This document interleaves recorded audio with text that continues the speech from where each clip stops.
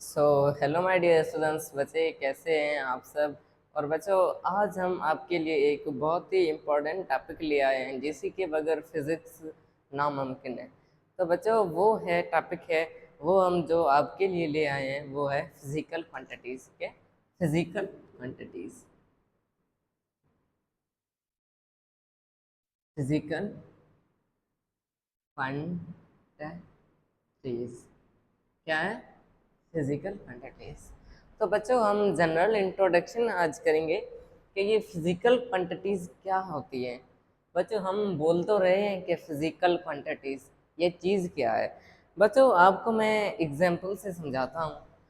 आप थोड़ा सा इमेजिन करिए कि आपको कोई कहे कि बच्चों, आप जाइए कि बाज़ार में टमाटर ले आइए।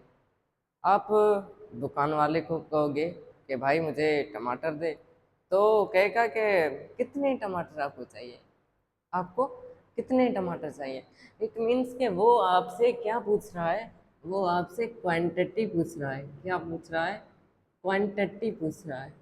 हाउ मच, आपको अगर टमाटर चाहिए तो फिर आपको कितने चाहिए, आपको हाउ मच कितने चाहिए, ठीक है ना।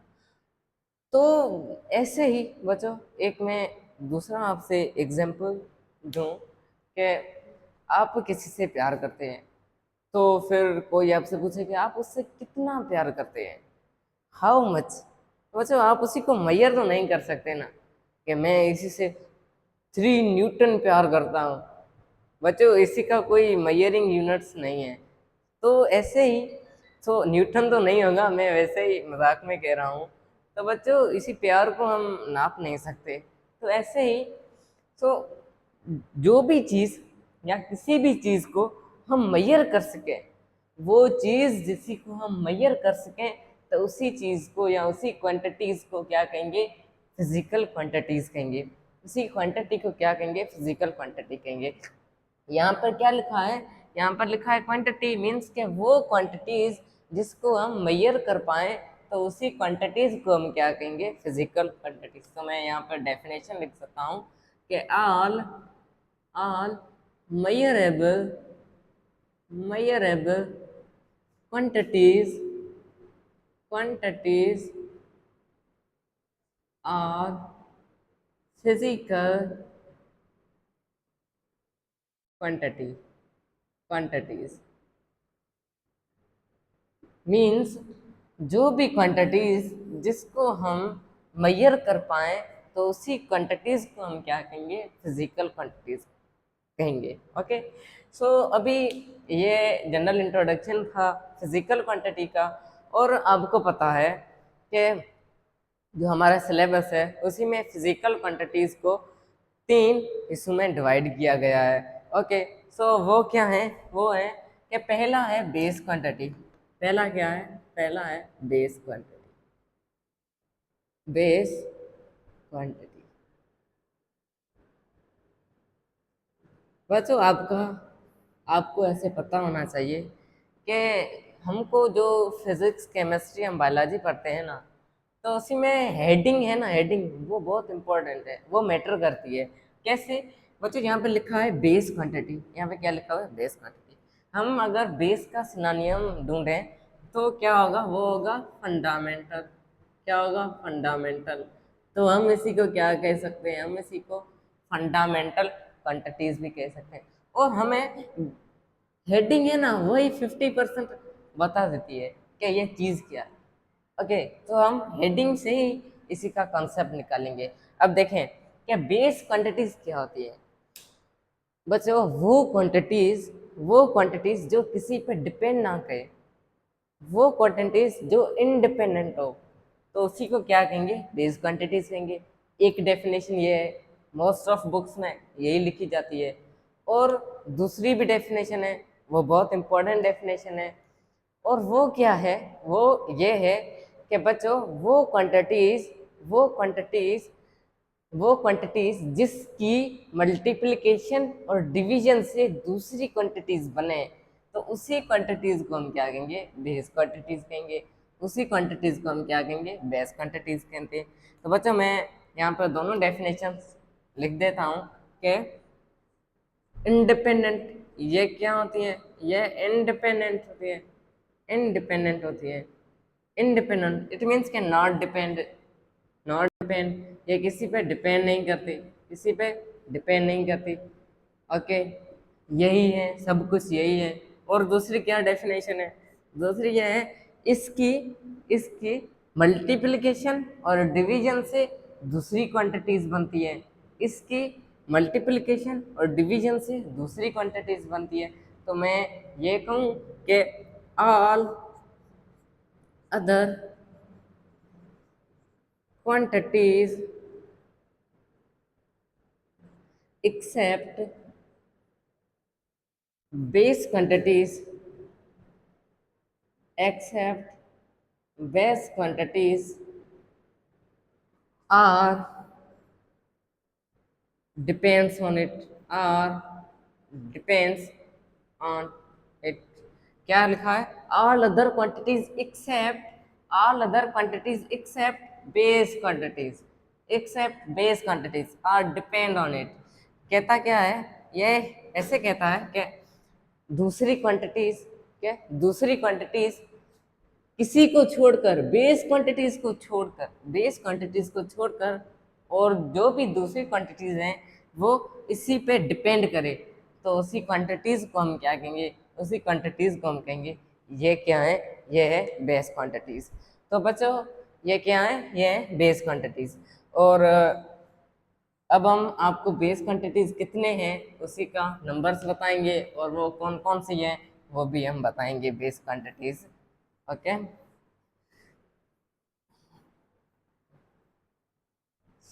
सो बच्चों according to, according to SI system, ये हम आपको लास्ट में बताएंगे कि सिस्टम ऑफ यूनिट्स कितने होते हैं। ओके, सो बच्चों अकॉर्डिंग टू एसआई सिस्टम हम जो यहाँ पे बात कर रहे हैं वो कर रहे हैं एसआई सिस्टम की, एसआई सिस्टम की। यह क्या होता है, international system, system of international, जो सारी दुनिया में चले, तो उसी को हम क्या कहेंगे, एसआई सिस्टम कहेंगे। और बहुत सारे भी सिस्टम है, और अभी जो चलता है वो है एसआई सिस्टम। ओके, सो बच्चों देर आर 7 बेस क्वांटिटीज, कितनी बेस क्वांटिटीज है, 7 base quantities. There are, there are 7 base quantities, 7 base quantities. आगे ये क्या है, 7, कितनी बेस क्वांटिटीज होती हैं, 7 होती हैं। और वो 7 की मल्टीप्लिकेशन करके, डिवीजन करके हम दूसरी क्वांटिटीज को बना सकते हैं। ओके, सो वो कौन कौन सी है मैं आपको बताता हूँ कि एक होता है time, length, okay, time, length, okay, और current,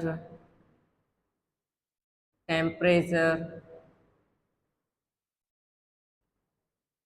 luminous intensity, luminous intensity, और दूसरा जो होता है अमाउंट ऑफ सबस्टांस,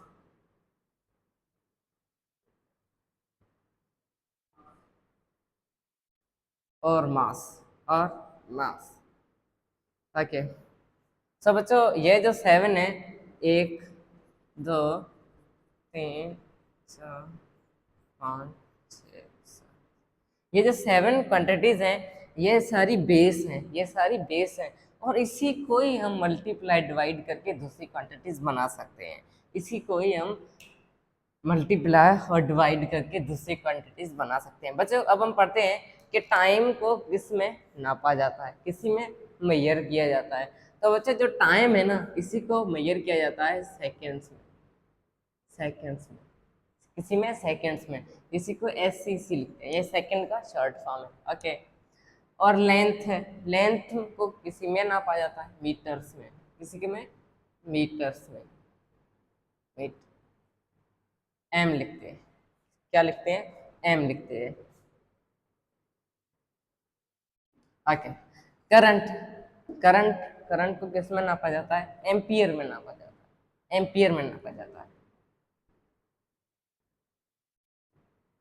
एम्पियर ए लिखते हैं। फॉर एग्जांपल आपके घर में जो होगा ये सेल होगा जो आप लगाते हैं वाच में, बच्चों वो उसी पे लिखा हुआ होता है कि ये कितने एम्पियर का या ये कितने वोल्ट का है। ओके, सो ये एम्पियर क्या किसको शो करता है? करंट को शो करता है, कितना करंट। ओके, सो टेम्परेचर, अब ये टेम्परेचर है, इसी को केल्विन में नापा जाता है। केल्विन में, केल्विन में, किसी में केल्विन में, तो के लिखते हैं। केल्विन साइंटिस्ट का नाम है, एम्पियर भी साइंटिस्ट का नाम है। और यह है ल्यूमिनियस इंटेंस, जिसी को कैंडिला में नापा जाता है।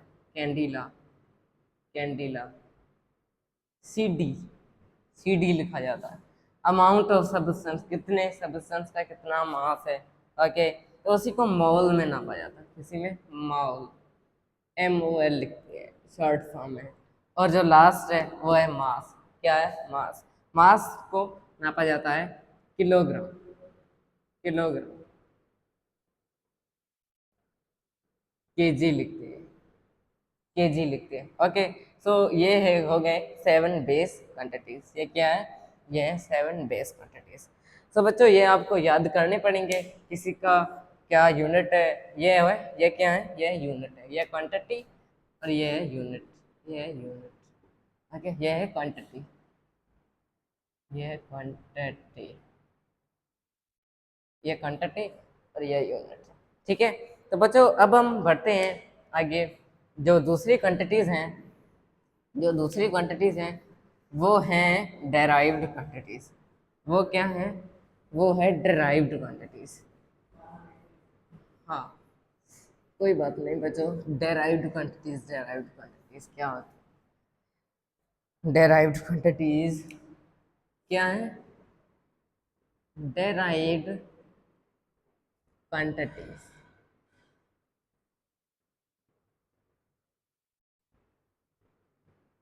Derived quantities. बच्चों अब हमें हेडिंग ही बता देगी कि ये क्या चीज़ होती है। डेराइव्ड मीन्स जो किसी से डिराइव हो, जो किसी से डेराइव हो, किसी से डेराइव हो। तो बच्चों ये किसी से डिराइव होंगे? ये बेस क्वांटिटी से डिराइव होंगे, ये बेस क्वांटिटी से डिराइव होंगे। तो बच्चों मैं इसी की डेफिनेशन लिखूं तो इसी की डेफिनेशन क्या होगी?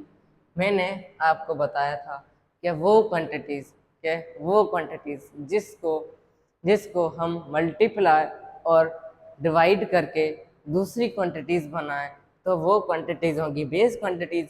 और जो क्वांटिटीज़ बनेंगी, जो क्वांटिटीज़ बनेंगी किसी से मल्टीप्लिकेशन और डिवीजन ऑफ बेस क्वांटिटी से, उसी क्वांटिटीज़ को हम क्या कहेंगे? डेराइव्ड क्वांटिटीज़ कहेंगे।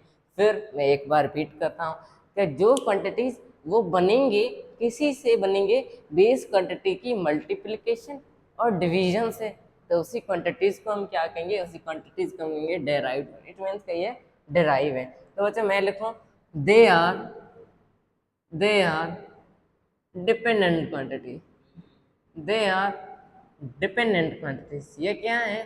ये डिपेंडेंट है, किसी पे डिपेंड करती है, ये डिपेंड करती है बेस क्वांटिटीज पे। They are dependent quantities. और बच्चों ये इनफाइनाइट है।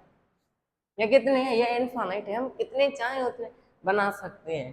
क्या? डेराइव्ड क्वांटिटी, ये इनफाइनाइट है। बच्चों पूरी फिजिक्स में बहुत सारी डेराइव्ड क्वांटिटीज हैं। ओके, तो बच्चों अब हम किसी एक या दो की बात करते हैं, ये कैसे डेराइव होती है। बच्चों फॉर एग्जांपल मैं लेंथ लूँ, मैं लेंथ लूँ, मैं क्या लूँ? मैं लेंथ लूँ, और उसी को डिवाइड करूं, उसी को क्या करूं? डिवाइड करूं टाइम से, किसी से? टाइम से, टाइम से। तो बच्चों जो मुझे क्वांटिटी मिलेगी वो मिलेगी स्पीड। क्या मिलेगी? स्पीड मिलेगी। क्या मिलेगी? स्पीड। और यहाँ पे लेंथ को एक स्पेसिफिक नाम दिया जाता है, डिस्टेंस। क्या? डिस्टेंस। बच्चों डिस्टेंस भी एक किस्म का लेंथ ही है, डिस्टेंस भी लेंथ होता है। ओके, सो डिस्टेंस हम कहते हैं डिस्टेंस कवर्ड मीन्स के लेंथ कवर्ड। ओके, सो अब आपने देखा कि ये स्पीड क्या होती है। ये स्पीड क्या होती है? जब लेंथ को टाइम से डिवाइड करेंगे तब हमें स्पीड मिलेगी कि उस बॉडी जो मूव कर रही है उसकी कितनी स्पीड है, वो कितनी स्पीड से मूव कर रही है। ओके, सो बच्चों ये है डिस्टेंस। फॉर एग्जांपल ये हमने डिवाइड किया। ओके, सो बच्चों अगर मैं आपको कहूँ कि वेलोसिटी क्या होती है, क्या वेलोसिटी क्या होती है, तो बच्चों वेलोसिटी क्या होती है? Velocity means displacement displacement displacement upon time. जब मैं डिस्प्लेसमेंट को टाइम से डिवाइड कर दूंगा तब मुझे जो क्वांटिटीज मिलेगी वो मिलेगी वेलोसिटी। बट ये डिस्प्लेसमेंट भी एक किस्म की लेंथ है, ये भी एक किस्म की लेंथ है, पर वो पर्टिकुलर लेंथ है, ये पर्टिकुलर लेंथ है, और ये अलग है लेंथ। ओके, तो बच्चों ये है वेलोसिटी। फॉर एग्जांपल हम किसी और को ड्राइव करें, ओके, वो है एक्सीलरेशन। क्या है? एक्सीलरेशन। एक्सीलरेशन ये क्या होगी बच्चों? जब हम जब हम वेलोसिटी को वेलोसिटी को क्या करें? डिवाइड करें किसी से टाइम से किसी से टाइम से, तब जो हमें क्वांटिटी मिलेगी वो मिलेगी एक्सीलरेशन। तो बच्चों ये आपने एग्जांपल जान लिए कि ये डिवीजन का खेल है, डिवीजन और मल्टीप्लिकेशन से ही ये डिराइव्ड क्वांटिटीज बनती हैं। बच्चों अगर मैं यहाँ पे लिखूँ कि वेलोसिटी का फार्मूला क्या है, वेलोसिटी का ये फार्मूला है, तो मैं इसी को अगर मैं चाहूँ तो लिख सकता हूँ, किसी में लिख सकता हूँ, मैं बेस क्वांटिटीज में इसी को रिप्रेजेंट कर सकता हूँ। बच्चों वेलोसिटी का फार्मूला क्या है? डिस्प्लेसमेंट क्या है? एक किस्म की लेंथ ही है। ओके, सो मैं लिखूँ कि वेलोसिटी किसके बराबर है? डिस्प्लेसमेंट अपॉन टाइम, ये डिवाइड में है टाइम। ओके, सो बच्चों ये बन जाएगा कि टाइम डिवाइड में है, तो अगर हम इसी को कन्वर्ट करें मल्टीप्लिकेशन में तो 1/टाइम हो जाएगा, और ये हो जाएगा डिस्प्लेसमेंट अपॉन टाइम का स्क्वायर, टी का स्क्वायर। ओके, ये टाइम का स्क्वायर, तो ये बन गया कि हम इसी को, ये क्या है? ये एक किस्म की लेंथ ही है। ये क्या है? एक किस्म की लेंथ ही है, मैंने आपको ऑलरेडी बता दिया। डिस्प्लेसमेंट एक किस्म की लेंथ है, और बच्चों ये टाइम का स्क्वायर हम करेंगे तो हमको एक दूसरी क्वांटिटीज बनेगी, वो होगी एक्सेलरेशन। तो आपको ऐसे पता होना चाहिए कि ऐसे बहुत सारी क्वांटिटीज को हम बना सकते हैं। ओके, तो बच्चों अब एक लास्ट है, वो है वो जो क्वांटिटीज हैं, जो वो क्वांटिटीज हैं उसी को हम कहते हैं। अब हम एक मल्टीप्लिकेशन का एग्जांपल देखेंगे, एक मल्टीप्लिकेशन का एग्जांपल। बच्चों आपने कभी तो कभी सुना ही होगा, क्या ये फोर्स किसी के बराबर होता है? फोर्स बराबर होता है mass, M for mass and A for acceleration. Okay, force किसी के बराबर होता है? मास इनटू एक्सेलरेशन, न्यूटन के सेकंड लॉ के मुताबिक। तो बच्चों ये क्या है? ये मास है, एम मास। ओके, एक्सेलरेशन को अभी हमने देखा कि ये किसी के बराबर होगी, ये होगी लेंथ पर टाइम का स्क्वायर। लेंथ क्या है? एज ए डिस्प्लेसमेंट है। तो बच्चों ये आपने देखा कि मास और एक्सेलरेशन को हम मल्टी कर लें और हमें जो दे रहा है, जो हमें एक दूसरी ड्राइव्ड क्वांटिटीज दे रहा है, वो दे रहा है फोर्स। तो बच्चों ऐसे ही आप बना सकते हैं बहुत सारी क्वांटिटीज को। और लास्ट अब एक क्वांटिटी है, वो बहुत ही सिंपल है, और उसी को हम कहते हैं सप्लीमेंट्री क्वांटिटीज। क्या कहते हैं? हम उसको कहते हैं सप्लीमेंट्री क्वांटिटीज। सप्लीमेंट्री क्वांटिटीज क्या है? ये है सप्लीमेंट्री क्वांटिटीज। बच्चे ये क्या चीज होती है? तो अब सुने कि वो क्वांटिटीज जिसको ऐसा है बेस यूनिट्स में नहीं रखा गया। हमने थोड़ी देर पहले पढ़ा था बेस यूनिट्स, तो बच्चों उसी में इसी क्वांटिटीज को नहीं रखा गया, पर बट ये और किसी क्वांटिटी फिजिकल क्वांटिटीज को रिप्रेजेंट करती है। क्या कहा मैंने? कि वो क्वांटिटीज जिसी को बेस यूनिट्स में नहीं रखा गया, फिर भी वो किसी और दूसरी फिजिकल क्वांटिटीज को रिप्रेजेंट करती है, तो उसी क्वांटिटीज को हम कहेंगे ये क्या है, ये है सप्लीमेंट्री क्वांटिटीज। ये क्या है, ये है supplementary quantities. They are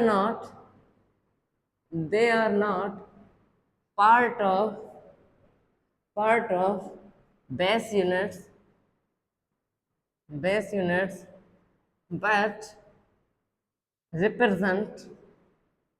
but represent any physical quantity. ये फिजिकल क्वांटिटी को तो रिप्रेजेंट करती है, बट इसी को नहीं रखा गया किसी में बेस क्वांटिटीज। बच्चों इसी के दो फेमस एग्जांपल है, एक है प्लेन एंगल, एक है प्लेन एंगल और दूसरा है वो क्या है, वो है सॉलिड एंगल। इसी को नापा जाता है रेडियन में, यह तो आपने कभी सुना होगा। सॉलिड एंगल पे नापा जाता है स्टेरेडियन में। तो बच्चों अब हम इसी का थोड़ा सा जनरल इंट्रोडक्शन देते हैं कि ये रेडियन क्या होता है, ये स्टेरेडियन क्या होता है। बच्चों मैं आपको एक फिगर से समझाता हूँ कि ये जो रेडियन है और ये स्टेरेडियन है, यह क्या चीज़ होती है। ओके, तो बच्चों अब देखें कि फॉर एग्जांपल मैं लेता हूँ ये पॉजिटिव वाई एक्सिस या पॉजिटिव एक्स एक्सिस। ओके, ये पॉजिटिव वाई एक्सिस, ये पॉजिटिव एक्स एक्सिस। बच्चों ये एक सर्किल की तरह है, यहाँ पर फॉर एग्जांपल एक सर्किल है, मुझसे एग्जैक्ट सर्किल तो नहीं बना है बट ये एक सर्किल की तरह होता है। ओके, तो बच्चों फॉर एग्जांपल आप देखें कि यहाँ पे क्या है, यहाँ पे ओरिजिन है, यहाँ पे क्या है, यहाँ ओरिजिन है। फॉर एग्जांपल यहाँ पे एक एंगल बन रही है, ओके, कोई भी एंगल है। ओके, ये है आर्क है, ये क्या है, ये है आर्क ऑफ सर्किल। और इसी की लेंथ को हम डिनोट करते हैं एल से, जिसी को कहा जाता है आर्क लेंथ।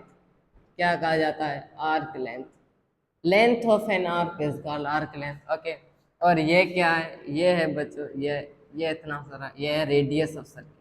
ये क्या है, रेडियस, आर से रेडियस ऑफ सर्किल का रेडियस है। ओके, सो बच्चों अब 1 रेडियन क्या है, या रेडियन क्या है, रेडियन जिसको आर ए डी से थीटा यहाँ पे रेडियन में होगी, क्या है, आर्क लेंथ बटे आर्क लेंथ को अगर आप रेडियस डिवाइड करोगे तो आपको क्या देगा, वो आपको देगा रेडियन, एंगल रेडियन में होगी। तो बच्चों एंगल 1 रेडियन कब होती है, जब एंगल 1 रेडियन कब होती है बच्चों। अब देखें इसके लिए कंडीशन है, जब आर्क लेंथ और रेडियस की मेजर इक्वल हो जाए, तब जो एंगल बनेगी वो एंगल होगी 1 रेडियन। अब देखें arc length L is equal to R हो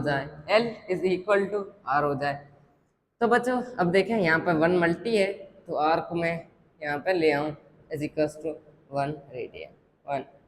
ये जो एंगल बनेगी वो होगी 1 रेडियन। ओके, सो यहाँ पे ही पता चल रहा है, अगर यहाँ पे लेंथ और आर्क लेंथ और रेडियस तो इक्वल है, तो मैं किसी पे भी कर सकता हूँ। मैं फॉर एग्जांपल आर्क लेंथ को आर के बराबर करता हूँ, तो आर बटे R is equals to 1। Angle क्या होगी, 1 रेडियन। एंगल क्या होगी, 1 रेडियन। तो बच्चा ये था रेडियन का कॉन्सेप्ट। और बच्चों जो डिग्री है ना, हम डिग्रीज यूनिट्स में मेजर करते हैं और रेडियन भी होता है। तो ये डिग्रीज क्या है, डिग्रीज एक एंगल का मेजर है, ये भी एक सिस्टम है जिसमें एंगल को मेजर किया जाता है। बच्चे ये जो डिग्रीज होती है, डिग्रीज ये स्मॉलर यूनिट है, ये क्या है, ये स्मॉलर यूनिट, बट ये रेडियन है ना, ये बहुत बड़ा यूनिट है। ओके, मीन्स के मैं यहाँ पे ये कह सकता हूँ कि जो एक रेडियन है, एक रेडियन है वो बराबर है 57.3 डिग्रीज। एक रेडियन किसी के बराबर है 57.3 रेडियन और डिग्रीज की। एक रेडियन बराबर है 57.3 डिग्रीज के। इतनी डिग्रीज एक रेडियन में आएगी। इट मीन्स के radian is a largest unit and this is a very smallest unit. Okay, so अब देखते हैं कि बच्चों अगर हमको एंगल दे और कहे कि इसी को आप रेडियन में कन्वर्ट करो, और अगर हमको एंगल रेडियन में दे और कहे कि इसको आप चेंज करो डिग्रीज में, तो हम कैसे कर सकते हैं? आप देखें, अब मैं आपको बताता हूँ कि आप कैसे कर सकते हैं। ओके, तो बच्चों अगर आपको एंगल दे और कहे कि हम इसको रेडियन में कन्वर्ट करो, कहे इसी को रेडियन में कन्वर्ट करो, तो बच्चों आपको पता होगा, आपको पता होगा कि एक रेडियन किसके बराबर है? एक रेडियन बराबर है 180 डिग्री, 180 बटे पाई डिग्रीज, पाई डिग्रीज। एक रेडियन इतने डिग्रीज के बराबर होता है। एक रेडियन इतने डिग्रीज के बराबर 180 है, 180 पाई इतने डिग्रीज के बराबर होता है। ओके, और जो हम अगर कहें कि एक डिग्री कितने में बराबर होगी, तो एक डिग्री बराबर होगी पाई अपॉन 180 रेडियन, 180 रेडियन। एक डिग्री किसी के बराबर होगी? इतने रेडियन के। और एक रेडियन कितने बराबर होगा? इतने डिग्रीज के। फॉर एग्जांपल आपको कहे कि 45 डिग्रीज में कितने रेडियन आते हैं, 45 डिग्रीज में कितने रेडियन आते हैं। और ये बहुत इंटरेस्टिंग है, 45 डिग्रीज में कितने रेडियन हम आते हैं। हमको क्या मालूम करना? हमको मालूम करना रेडियन कितने आते हैं। तो देखें, एक डिग्री में इतने रेडियन आएंगे, एक डिग्री में इतने रेडियन आएंगे, तो 45 डिग्री में कितने आएंगे? 45 मैं यहाँ पर मल्टी कर दूँ, पाई अपॉन 180 मल्टी 45 मल्टी 45 एक बार, और यहाँ पर लगेगा 4 बार। आइए, तो 45 डिग्रीज में कितने रेडियन आते हैं? Pi by 4, pi by 4। आपको जस्ट क्या करना है, यहाँ पे एंगल पुट करनी है। आपको किसी एंगल पे बनाना है तो यहाँ पे एंगल पुट करनी है, तो यहाँ पे आपको दिख जाएगा। ओके, तो बच्चों ये हो गया पाई बाय 4 होता है। अगर आपको सेमी कन्वर्जन करना है, आपको कहे, कोई कहे कि पाई बाय 4 रेडियन में कितनी डिग्रीज आती हैं, क्या पाई बाय 4 रेडियन में कितनी डिग्रीज आती हैं, तो हम ये फार्मूला यूज कर सकते हैं। पाई बाय 4 रेडियन में कितनी डिग्रीज आती हैं, तो बच्चों रेडियन कितनी है? एक रेडियन में इतनी डिग्रीज आती हैं, तो पाई बाय 4 में कितनी आएंगी? यहाँ पर मल्टी कर दो, सिर्फ मल्टी कर दो, बटे पाई मल्टी पाई बाय 4, पाई पाई से कैंसिल, 4 यहाँ पर 45 डिग्री बनाएगा। पाई बाय 4 रेडियन में कितनी डिग्रीज आती हैं? 45 डिग्री। बच्चों यहाँ पर प्रूव हो गया, ये प्रूव हो गया 45 डिग्रीज में इतने रेडियन आती हैं, और पाई बाय 4 रेडियन में कितनी डिग्रीज आती है? 45 डिग्रीज आती है। और बच्चे एक लास्ट टॉपिक है, वेरी लास्ट टॉपिक, बोर ना हो, वो है स्टेडियन। वो क्या है? वो है स्टेडियन। ये स्टेडियन क्या चीज होती है? स्टेडियन क्या चीज होती है? स्टेडियन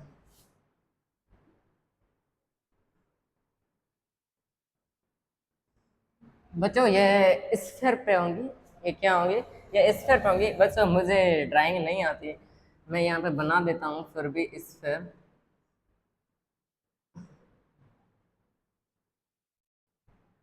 3 डायमेंशन में होता है, तो ऐसा कुछ दिखता है इस पर। ओके, सो बच्चों अब देखें कि ये क्या होता है, स्टेडियन क्या होती है। वो एंगल, स्टेडियन क्या होगी? एंगल होगी, एक एंगल होगी। वो एंगल जो सेंटर ऑफ स्फीयर पे बने, वो एंगल जो सेंटर ऑफ स्फीयर पे बने, और उसी को लाजमी है, ये क्या है, ये एक एंगल है तो उसी को कोई ना कोई बनाने वाला होगा ना, तो वो जो बनाएगा वो है सरफेस एरिया ऑफ स्फीयर। वो क्या है, सरफेस एरिया ऑफ स्फीयर। वो एंगल जो कहाँ पे बने, वो एंगल जो बने सेंटर ऑफ स्फीयर पे, और इसी को जो बनाए वो है surface area of sphere. Okay, so क्या है, 1 स्टेरेडियन एंगल, 1 स्टेरेडियन कब होगी, 1 स्टेरेडियन कब होगी, इसी के लिए भी कंडीशन है। हमने प्लेन एंगल रेडियन के लिए भी कंडीशन पढ़ी, तो इसी के लिए भी कंडीशन होगी।